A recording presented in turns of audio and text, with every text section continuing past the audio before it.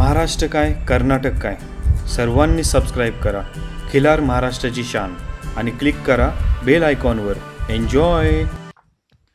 नमस्कार मंडळी, खिलार महाराष्ट्राची शान चॅनलच्या माध्यमातून आपण परत एकदा महाराष्ट्रातील वळू दाखवण्याचं काम करतोय. आज महाराष्ट्रामध्ये वळू सांभाळण्याचं प्रमाण आज शेतकऱ्यांचं सर्वात जास्त प्रमाणात आहेत. आज आपल्यासमोर जे शेतकरी आहेत युवराज महाडिक टेंबूचे आहेत, यांची बऱ्याच वेळा आपण चॅनलवरती मुलाखत पाहिली आणि आज त्यांच्या दावणीला 2 जातीवंत वळू बैल आहेत. त्यातलं एक आदत आणि एक साईदाती, त्याबद्दलची माहिती घेणार. युवराज नमस्कार, चॅनलवर स्वागत आहे. आम्हाला तुझं संपूर्ण नाव, गाव, तालुका, जिल्हा, फोन नंबर आणि हे कुठं आहे गोठा ती माहिती दे. माझं नाव युवराज शंकर महाडिक, गाव टेंबू, तालुका कराड, जिल्हा सातारा. गाव ओगलेवाडीपासून 5 किलोमीटरवर टेंबू गाव आहे. आमच्या गावात टेंबू धरण आहे. हे असे प्रसिद्ध टेंबू गाव आहे आणि इकडून कारवे ते टेंबू. आता ते रेल्वेचा ब्रिज आहे का काय? रेल्वेचं ब्रिज. रेल्वेच्या ब्रिज मधनं आपण आल्या उजव्या डाव्या साईडला वळायचं. रेल्वेच्या ब्रिज पासून उजव्या साईडला याच कच्च्या रस्त्याने पुढे यायचं. कारण बऱ्याच चूक होती की ते डाव्या रस्त्याने डांबरीने पुढे जाते ते उजव्या साईडने. मंडळी, आज महाराष्ट्रामध्ये वळू सांभाळणारे म्हणण्यापेक्षा जातीवंत वळू सांभाळणारे खिलार पालक म्हणून युवराज यांचं नाव, या कुटुंबाचं नाव आवर्जून घेतलं जातं. युवराज, आता सगळ्यात पहिली मेन गोष्ट, जो मोठा वळू बैल पाहतोय तर त्याची माहिती दे. किती दाती, काय, कुठल्या बैलाची पैदास आहे? ह्यो बैल 4 दात आहे. ह्यो बैल सिद्धापूर खाणीतला सनेगावच्या बैलाचा, मानगावी साहेबांनी आणलाय सोन्या, त्या बैलाच्या पोटचा आहे. आता किती गाई भरून झाल्या आपल्याकडे? 800 गाई झाली. आणि आपण आणला कोणाकडून होता? हारुगिरीच्या अशोक पासून आणला होता. ओके. आणि गाई भरण्याचे किती घेतो आपण? 1000 रुपये घेतो. आणि हा नवीन खोंड आणला याची माहिती द्या. हा अशोक पासून आणला हारुगिरीच्या. आता ह्यो बाजी जाई सागर बिराजदार यांच्या बाजीची पैदास बाई. हो, अशोक दादांचा बाजी आहे त्या बैलाचा. किती महिन्याचा आहे अंदाज? ह्यो 18 महिन्याचा आहे. मग अजून दात लावायला बराच वेळ आहे. बराच वेळ आहे, अजून चालू नाही गाईवर. बाजीचं एवढं मोठं वासरू कुठं आहे का सध्या पाहायला? म्हणजे आम्ही तरी नाही पाहिलेले. हाय तर अजून वासर खाली कर्नाटकात, ती त्याचे हाय ती ह्याच्या जोडी. तुम्हाला कसं कळलं हे हारुगिरीचे अशोक कुरी यांच्याकडे हे वासरू आहे? तर ही पहिलं बारामतीत जन्म झाला होता ह्याचा. बारामतीतून कर्नाटकात वासरू गेलो होतं. कर्नाटकातून न्यानून घेतलं होतं, ह्या आळगवाडीच्या. आणि पुन्हा आळगवाडीच्या न्यानूपासून कनेरी कर्यापापाशी आलो होतं वासरू. आणि कनेरी कर्यापापासून वासरू अशोकनं घेतलं होतं हारुगिरीच्या. ते तिथनं आपण आणलं.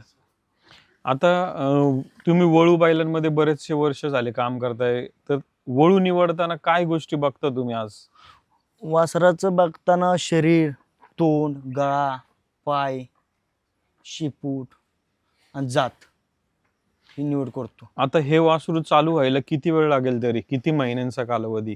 5 महिने जातील. आता मी असं ऐकलंय की आदत वयात पण वासरू हे सोडलं जातं काही काळ. सोडलं जातं, पुन्हा पुढं रिवर्स येते. मग आपण दात लावल्याशिवाय नाही लावणार. नाही. आणि आज मागच्या मोठ्या बैलाच्या किती पैदास पाहायला मिळतात? वासर बरीच आहे ती, अशी लय आहे ती वासर. मंडळी, नुकतंच आपण सोंडोली गावातील, जिल्हा कोल्हापूर मधलं हे गाव आहे आणि तालुका शाहूवाडी येथलं एका शेतकऱ्याची मुलाखत घेतली. समिंदर जाधव म्हणून, पैलवान समिंदर जाधव त्यांचं नाव. त्यांच्याकडे यांच्या दावणीच्या या मोठ्या बैलाची एक जातीवंत कालवड सध्या आपण स्क्रीनवर पाहतोय. एक सुंदर अशी पैदास या बैलाची आज महाराष्ट्रामध्ये पाहायला मिळते. आपण त्या पैलवान समिंदर जाधव यांच्या दावणीच्या त्या गाईचा आणि वासराचा, कालवडीचा व्हिडिओ चॅनलवरती टाकला होता.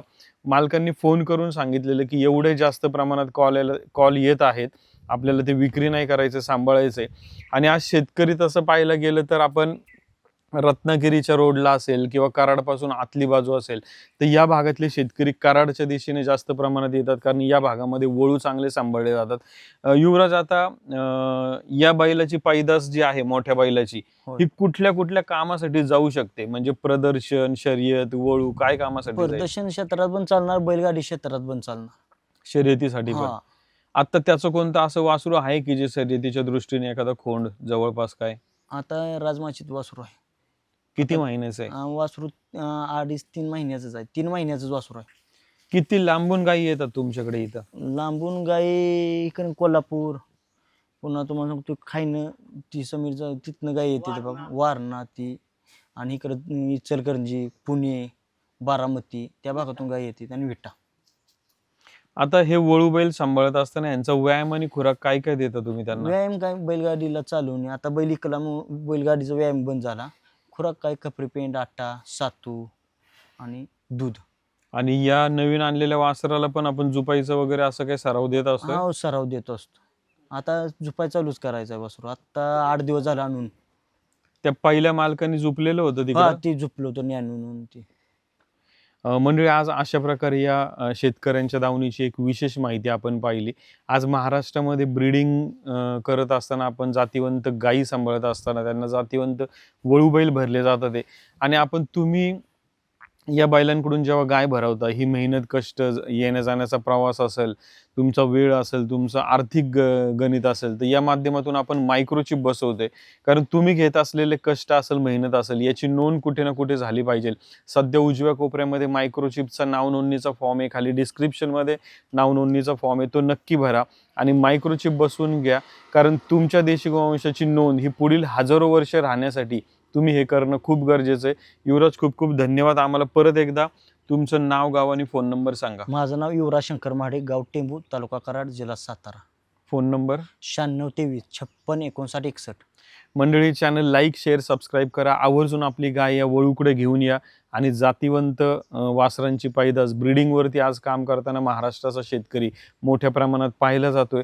आणि नक्कीच तुम्हाला याची उत्सुकता असेल की हा नवीन आणलेला खोंड कधी चालू होईल, आणि लवकरच आपण तो खोंड चालू झाल्यानंतर या मालकांच्या दावणीची परत एकदा मुलाखत घेऊ. धन्यवाद. धन्यवाद. धन्यवाद युवराज. धन्यवाद. खिल्लार महाराष्ट्राची शान